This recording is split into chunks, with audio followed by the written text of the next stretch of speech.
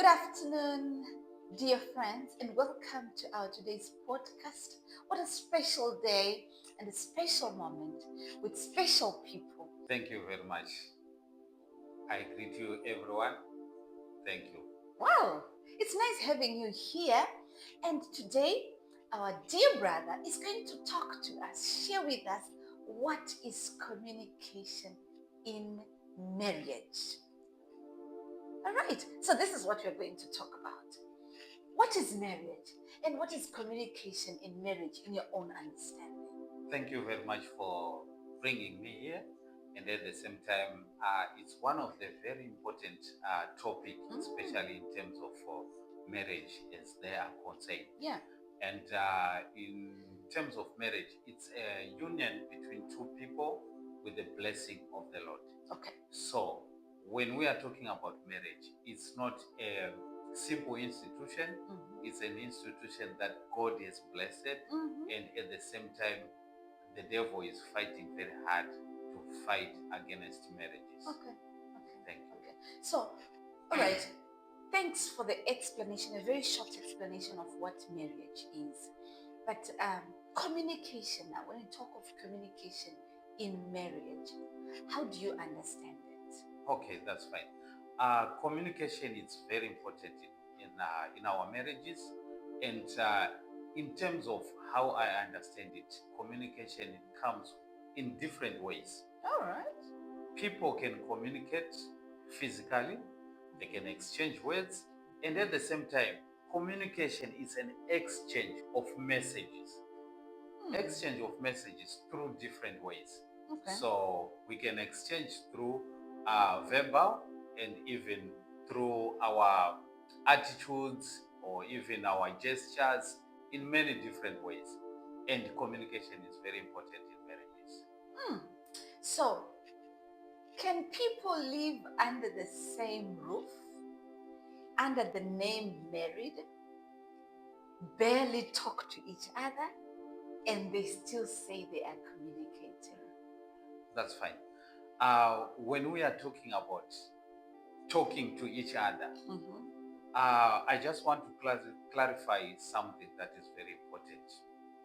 Communication, even if the marriage is not working well, there is bad communication and good communication. So even if people are not talking to each other, there is a communication that will be happening at that present moment, though it's going to be a bad one. Okay. But now, when we are talking about good communication, we are talking about how we feel each other's position. This is what we call good marriage. Now, in a good marriage, we have to have an idea that anything that I want to present to my partner, I have to feel it. I have to be in his position or her position, so that like being in someone's shoes exactly before you communicate. Exactly.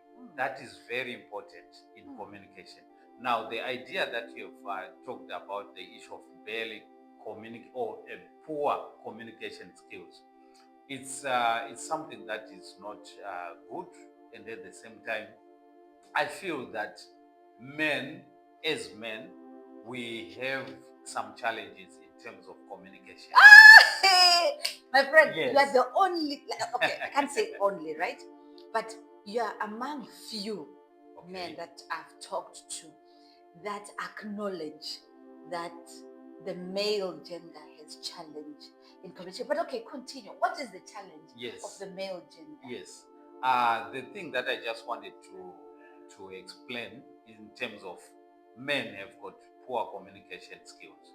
Some, but the issue is because of our position in marriages, especially in family setups, we think that if our partners or our wives wants to address something, sometimes it may feel like being belittled. So that makes the whole conversation or the communication bad. Now, I just want to take this advantage of the opportunity that I have just to advise the people out there, especially men, that we are the king Okay. of the area, Mm. of the house. Mm. We are not supposed to be fear in terms of when something needs to be addressed. Mm. We have to be patient, and we have to know that it is a very important time or an opportunity when our wives or our partners come to address. Mm. So we have to receive the issues as it is being addressed to the king. Wow. So we have the opportunity to address the issue and to respond, especially according to the situation. Mm. Now, we should not be afraid of thinking that maybe I'm going to put my views, maybe they will not be accepted. Mm. Some of those situations, they do arise, but we have to stand firm and address our positions as husband in the house. So if I understood you very well, you are saying you being the king of the house is not removed because your partner or your wife is asking to communicate or to talk over something. Is that Yes. what you're saying? So Exactly. it's very unfortunate that in Africa, our men, they feel they are men when they are not asked issues. They want to sweep issues under the carpet. I just want to tell you, the women are the ones who feel that there are some things that are not going on well. Let me give you an example. Like women have 6 eyes. Exactly. We quickly see stuff. Exactly. So you find that if you ask a man, is there any problem here at home? Most of the men, they say, no, There's no everything is problem. fine. Okay. Everything is fine. Mm.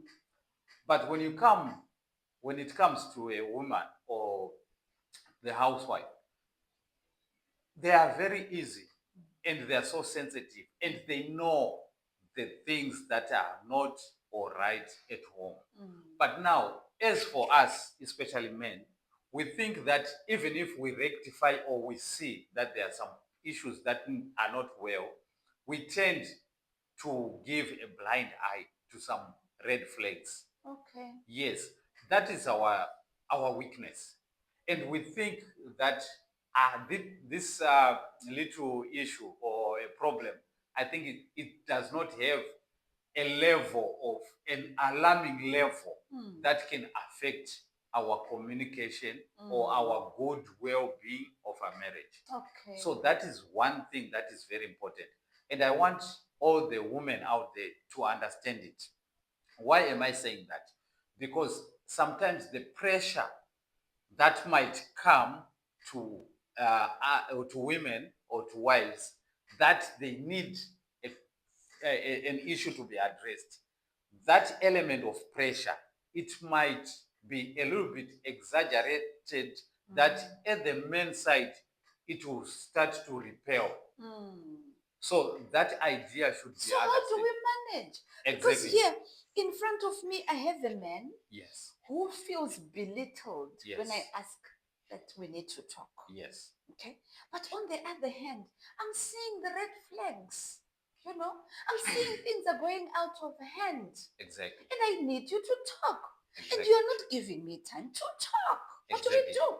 So that's why I've highlighted the same issue that I've told, that as men, we are the ones who are supposed, especially we have the weakness of receiving with the negative eye. Okay. That is So men judge before the issue is being opened. And most of the times, the issue is summarized before it is being opened. The moment you open your mouth to express an issue that needs to be addressed, on men's mind, sometimes the summary is already done. Oh. And sometimes we don't have time for that issue to be chewed enough so that we can have a solution. So that is another issue.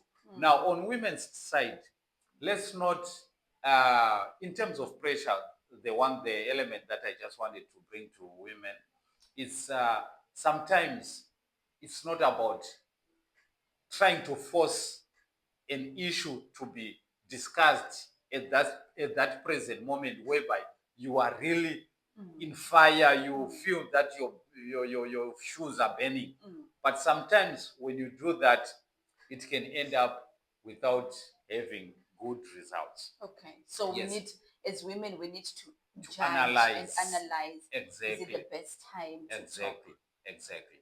Whew, Yes. that's a challenge, but it's very possible. So communication in marriage is not an easy activity. Actually, marriage is not for the weak and it's not for the poor in mind. Marriage is for those that are strong mentally, strong spiritually. Exactly. These two should work together. Yes. Because when they work together, the spirit of discerning, Exactly. that is the spiritual part, comes and like, you know what? I think my wife has something to talk. Exactly. Let me listen to her. Exactly. So it's very important to be, mentally strong and spiritually strong. Yes. Thank you very much. See Thank you you next very time. much. Bye bye.